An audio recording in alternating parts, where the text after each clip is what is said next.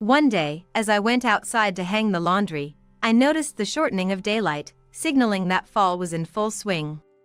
I thought to myself, it's gonna be a hot one today, and my gaze drifted to the guest house nearby. Within the same property as my home, there's a guest house where my son Kevin, his wife Sarah, and their son Ethan, a family of 3, reside. Every time Sarah comes to the main house, she seems to take everyday items like toilet paper, detergent, shampoo, and so on, and even secretly takes money out of my purse. But I've never actually caught her in the act, and without evidence, I couldn't confront her. With my expenses increasing, I decided to take up a part-time job. Of course, I tried talking to Kevin about Sarah's actions, but he didn't take me seriously. So, when my husband, Robert, who's currently on a work assignment away from home, came back for his monthly visit, Robert and I, along with Kevin and Ethan, decided to have a talk. Sarah was apparently coming later. I did mention money disappearing from my purse, and that too. Do you really think Sarah did it? Don't joke around. Then, Robert calmly placed his smartphone on the table, displaying a video feed. It was from a security camera installed in our house. On the screen, in a brightly lit living room corner, Sarah was seen taking out my wallet, pulling out a few bills, and then only returning the wallet to my purse. Kevin was in complete shock. I've been giving her enough for living expenses. Why? Don't you get it, even now? Startled by my words, Kevin stormed out of the house in a rage, rushed to the guest house, and dragged Sarah back. When shown the video, Sarah's face turned ashen. My name is Rachel Smith, a 60-year-old housewife. My husband, Robert, is away on a work assignment and only comes home about once a month. We're both past the prime of our lives and would like to settle down peacefully, but it seems life has other plans. When Robert learned that he was going to be working away from home, he hesitated for a moment and then confided in me, saying, "Rachel, I'm gonna be living on my own from next month. They're setting up a new sales office and want me to oversee the younger staff there." Robert has always been regarded as a dependable elder brother figure at the company. In fact, he's great at taking care of others, not just at work but at home too. When our son, Kevin, was just born, Robert would often take the initiative in feeding him and changing his diapers. Even if he couldn't take paternal leave, on weekends and during summer vacations, he'd nap with Kevin, take him to parks, or tutor him as he grew older.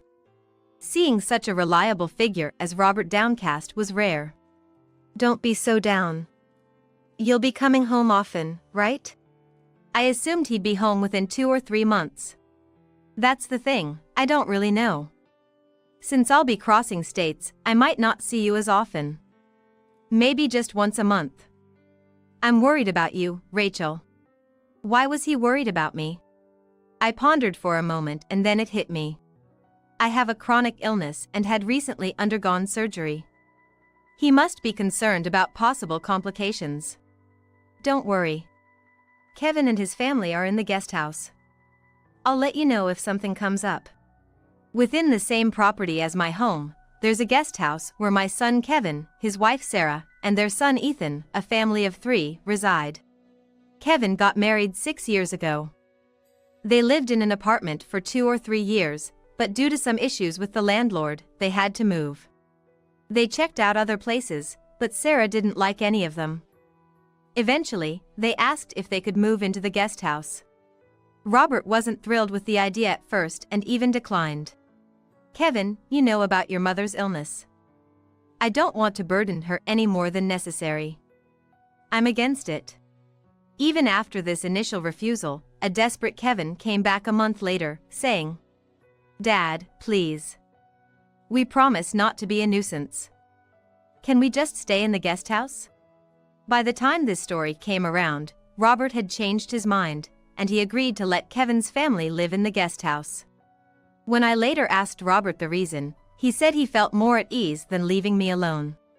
It's been about 3 years since then, and they've shown no signs of moving out. Wanting to ease Robert's concerns, I reassured him. "I'm okay. My post-op recovery is on track and I'm taking my meds regularly. We should install a surveillance camera." The latest ones are advanced, they come with temperature sensors and can even detect heat strokes. You're worrying too much. Chuckling, we continued talking, and before we knew it, it was late into the night. A few days later, Robert actually installed a surveillance camera and linked it to his smartphone app. I was surprised at first, but since it was positioned discreetly, I got used to it by the next day. So, a week later, Robert reluctantly left the house, and now, I live alone in a house that's almost too big. By the way, I didn't mention this to Robert, but something was bothering me. It was about Sarah, Kevin's wife. Even though she's supposed to be a stay-at-home mom, she often left Ethan at home and went out. I could understand if she occasionally went out to lunch with her friends, but was she really going out that frequently? Also, every now and then when she came into my house with Ethan, she'd always take something. "Hey, Rachel, can I take some toilet paper?" At first, it was just little things like that, so I didn't think much of it. But gradually, she began to escalate, trying to take household items like detergent, shampoo, and body wash. There was even a time she tried to take a plate. She did give back the plate, but still, it was odd. "Sarah, are you struggling financially?" "Huh? No." "Then why are you always trying to take stuff from my house?" "It's to save money. With Ethan around, I have to think about the future expenses, so I'm trying to save up now. Please understand, Rachel." With that, she nonchalantly left the house, waving her hand. She always dressed up and mentioned she went to the spa, even got her nails done. Was she really saving up? Kevin worked long hours, from early morning till late at night, and I never heard about them having financial problems. I wanted to confront her about this, but I didn't want to be the meddling mother-in-law, so I kept silent. Then one day, I noticed that money was steadily disappearing from my wallet.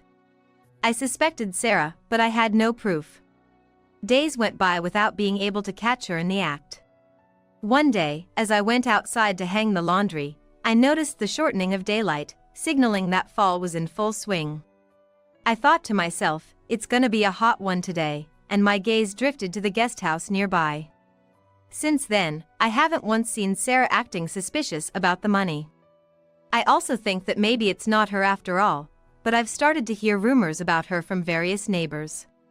That she was seen walking around town dressed as if she was going to a nightclub, or seen walking closely with a young man. I was skeptical. Sure, she dressed fashionably, but nothing out of the ordinary. And she didn't strike me as the type to cheat. I've even seen her in her pajamas when she's in the guest house. I just couldn't imagine Sarah going out and about like the rumors suggested. But if people actually saw her, then maybe there's a side to Sarah I didn't know.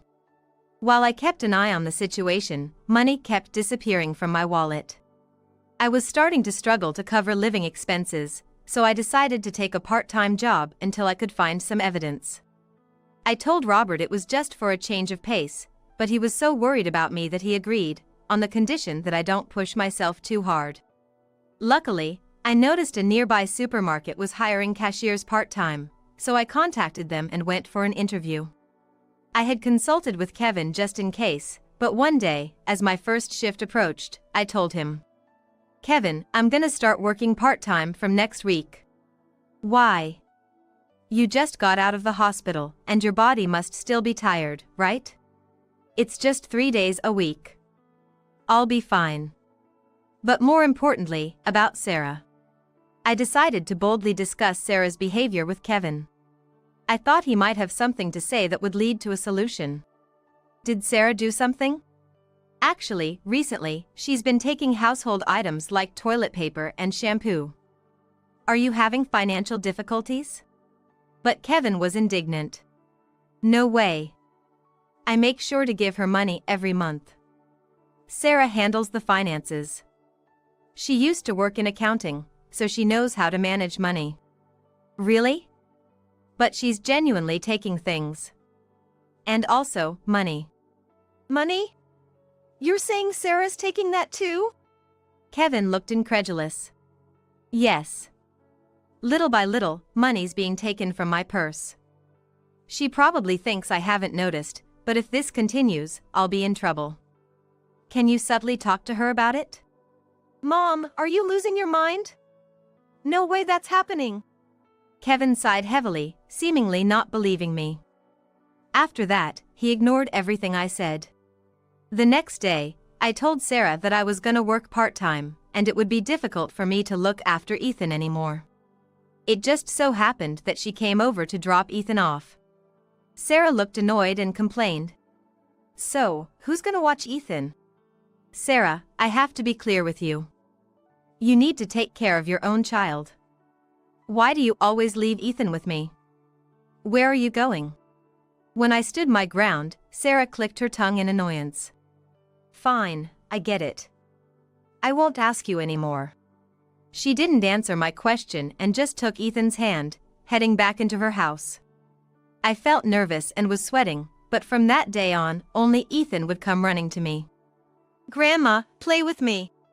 I thought, Sarah must be out again. And with a sigh, I invited Ethan in and took care of him. I hoped that if I started working, she might come to her senses. With that faint hope, I spent the week. And so, my first day at the new job began, starting at 10 in the morning and ending at 3 in the afternoon with a short shift. Having been a full-time homemaker for a long time, going back to work made me nervous. Even though it's just called a cashier, there's a lot to do and a lot to remember. I held my notepad and pen tight, getting lessons from a young woman at the cash register. She was a young woman in her 20s, way more confident than me. She swiftly explained things like loyalty cards and the self-checkout process, but it made my head spin. Shining on her chest, alongside her name tag, was a golden badge that read Customer Service Master, and her example of how to use the register was impressive. I gotta remember this. I kept reminding myself as I headed home, reaching my front gate. As I rummaged through my purse looking for my house keys, I noticed Ethan standing in front of the house. Wondering what he was doing there, I quietly approached him. Before I realized it, all my earlier thoughts were forgotten and I called out. Ethan? What are you doing here? Upon hearing his name, Ethan looked up. Tears filled his eyes, and he was sobbing, his nose running. Surprised, I quickly pulled out some tissues from my purse and wiped away Ethan's tears and runny nose. What happened? Did something sad happen? Listening to him, it seemed Ethan had been waiting for me to come out of the house all day. But when I didn't, he had asked his mom, Sarah, who told him that Grandma went to work and wasn't home, leaving him deeply upset. Why did Grandma leave? Is it because of my job that I can't play with Grandma anymore? Sniffling, Ethan struggled to say this. Job? What job do you have, Ethan? When I asked, Ethan replied this, handing me a piece of paper. As I unfolded the small, quadruple-folded note, it read in Sarah's handwriting, Ethan's job, transfer money from Grandma's wallet to Mom's wallet once a day. I was taken aback by these instructions. What? I looked back and forth between the note and Ethan's face, asking in a shaky voice. Ethan, did your mom tell you to do this? Ethan casually replied, yeah. Mom said it's my job. She gave me this note and told me to do it properly. Trying to hide my shock, I quickly invited Ethan inside and gave him some juice. He drank it thirstily, but I was in disbelief. I couldn't believe that Sarah would ask such a young child to take money like that. Can this really be happening? I have no evidence. When on earth did this start? I've been watching Ethan all along, and there aren't many chances for a 5-year-old to look away. Even though we're together from morning to night, how on earth was he taking money out of my purse? Suddenly, a thought struck me. That night, I called Robert and explained the situation. Yeah, I get it. I'm not suspecting Ethan, but I'll go back and check the security camera footage. Robert, without a hint of doubt, listened to my story and said that. 3 days passed, and I got a call from Robert. Hello, Rachel? I've found something terrible. What? My heart raced. It seemed that Ethan was the culprit, but more shocking was seeing Sarah instructing Ethan on how to steal money from the purse. I hadn't told her about the security camera, but still, stealing someone's money in broad daylight is crazy. I was thinking of coming over this weekend. This is wrong. We're gonna talk to Kevin and Sarah. Yes, we should. I felt heavy-hearted, but now that I knew about this, we had to confront it. The days leading up to the weekend were gloomy, but when I went to my part-time job, I would forget about it by focusing on my tasks. That was a relief. The weekend arrived, and though the weather forecast had predicted a hurricane, it veered off to the west, so our area was sunny. However, despite the clear sky, there was a storm brewing inside the house. Robert took a train 2 hours earlier than usual to discuss the matter and came home. Though he looked a bit tired, I sensed determination in him and had a gut feeling that today would be tumultuous. Upon arriving, Robert headed to the guest house and told Kevin and Sarah to come to the main house immediately. However, only Kevin and Ethan arrived. Across the living room table, Robert and I sat facing Kevin and Ethan. "Kevin, where's Sarah?" "I told her to come too, didn't I?" She said she'll come later." Perhaps because of the tense atmosphere, Kevin's response was hesitant. As if mocking him, the ice in the glass beside him clinked. "I wanted to talk to her, actually, especially her." "Well, it's okay. Apparently, Sarah has been taking things from this house quite often." Kevin looked surprised. "Mom mentioned that before. But it wasn't that often or that much, right? And Sarah said she got them from you." "She says she got them, but I didn't just give them to her. She said that she wanted to save money for Ethan's future and she forcefully took them." Eh? That's impossible. "And I did mention money disappearing from my purse, and that too."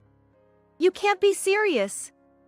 Are you telling me Sarah's been acting like a thief? Don't kid around like that. Then, Robert calmly placed his smartphone on the table, displaying a video feed. "It's no joke. I have evidence here that Sarah instructed Ethan to steal money. And it's all recorded here, how Ethan takes money from your mom's wallet every day." Kevin was in shock watching the footage. On the screen, in a well-lit corner of the living room, Sarah rummaged through a bag, found a wallet, took several bills from it, and then only put the wallet back in the bag. She showed the taken bills to Ethan, who was nearby, and bent down to instruct him on something. Though the conversation was fragmented, the message was clear: "This is what money is, take this much from Grandma's purse." Ethan nodded firmly in understanding and was embraced tightly by his mother. Watching this, Kevin was lost for words, staring intently at Robert's smartphone screen. "This is footage from a monitoring camera I set up because I was worried about your mom's health. I never imagined it would capture something like this." There are also videos of Ethan taking money from the wallet. Robert played another video on his smartphone. "I didn't know when Ethan had taken the money, but this video made it clear. When I got up to take my prescription medication, Ethan quickly rifled through my bag and swiftly took money from the wallet. The medication schedule was regular, so even young Ethan could easily get the timing right." I trusted her. I can't believe this. Using an innocent child for such nefarious deeds is despicable. You should be ashamed. Robert, who usually doesn't get mad, said this with a voice full of anger. Kevin flinched at the harshness of it, and Ethan was bewildered by the outburst. "But I've been giving enough for living expenses, so why? Why did you do this, Ethan?" Ethan hesitated before answering. "Mom says her job is to give money to some man and that's why she doesn't have enough." "Some man?" "Yeah. Mom always gets dressed up and goes somewhere, but I'm not allowed to come. So, I stay home with Grandma." Kevin looked at Ethan in disbelief. His face seemed to say, "I don't understand. Could she be having an affair? Don't you get it even after all this?" Startled by my words, Kevin stormed out of the house in a fit of rage, and moments later, he dragged Sarah back in. "Hey, that hurts. Let me go." Sarah shouted, and Ethan, not understanding what was happening, looked on the verge of tears watching Kevin. "Sarah, what the heck is going on? Explain this to me." Why did you steal money from Mom's purse even though I've been providing enough for our living expenses? And you even got Ethan involved? Sarah, taken aback, looked at Kevin with wide eyes. Her darting eyes practically screamed, "How did you find out?" What are you talking about? Do you have any proof that I did something like that? Sarah spoke as if certain there couldn't be any evidence. However, Kevin showed her the smartphone on the table, which belonged to Robert. This is the proof. You got Ethan involved, didn't you? Where were you going when you left Ethan behind during the day? Were you having an affair? Sarah's face turned pale as she looked at the screen. Eventually, she admitted that she had been frequenting a nightclub, not having an affair. I'm so sorry. I thought I was just having a little fun. I felt trapped staying home with Ethan every day and stressed out knowing your mom lives so close. I just wanted a break, thought I'd go just once. But that one time turned into once a month, then twice, then thrice, and she got more and more into it. I couldn't help it. I wanted to have fun too. I needed money to spend at the club. Even if I wanted to work, I couldn't with Ethan around, and the allowance you give me is nowhere near enough. So you think stealing from Mom's purse is all right? That's just like being a thief. I'm sorry. I won't go there anymore. I promise. I'll return the stolen money. Please forgive me. Sarah begged Kevin tearfully, but he was too furious to listen. No way. I'm gonna divorce you. No, please. She pleaded till the very end, but Kevin remained firm and later served her with divorce papers. I had been noting down the amount of money lost, and based on that, I also handed her a bill. What? This much? She was shocked, but she must have known deep down. She tried to negotiate a bit, but I refused to budge and insisted on the full amount. Sarah, you should be grateful I haven't reported this to the police. You've committed theft repeatedly. They'd arrest you right away. I stated sharply. With a downcast look, biting her lower lip, she left my place. Also, during the divorce, Kevin demanded alimony from Sarah. One of his co-workers had recently divorced and introduced him to a good lawyer. So, in the end, Sarah had to repay me and also pay alimony to Kevin. Surprisingly, despite all this, she couldn't quit going to the club, and rumors are she's now in debt of tens of thousands of dollars. I can't understand what drives her, but it's only a matter of time before she's completely broke. As for me, I no longer have to work part-time, so I quit the supermarket job and am now enjoying my time at home. No one lives in the adjacent house anymore, but Kevin and Ethan moved to the main house's second floor. Kevin got custody of Ethan and is now taking care of him. While Kevin is at work during the day, my routine of watching over Ethan hasn't changed. However, I no longer have to worry about being charged money. Ethan will be of age to start kindergarten next year. I wonder if Kevin has already done the registration. I'll have to ask to find out. I muttered to myself as I was making pancakes for lunch. Just then, Robert came home. Yes, today marks the end of his long business trip, and he's finally back. I hadn't seen Robert in a few weeks since that day, but he seemed particularly bright and entered the living room with a cheerful look. I'm home. Oh, welcome back. Lunch is just about ready. Grandpa, welcome home. From now on, life will begin for the four of us, Robert, Kevin, Ethan, and me. Such a peaceful life truly feels like a blessing. The heat of late summer continues, but the season is shifting towards fall. Robert says, maybe we should go on a picnic during the next long weekend. He's always so eager to play with the kids. I chuckled, thinking he should act his age a bit, as I began to cook some more pancakes for him.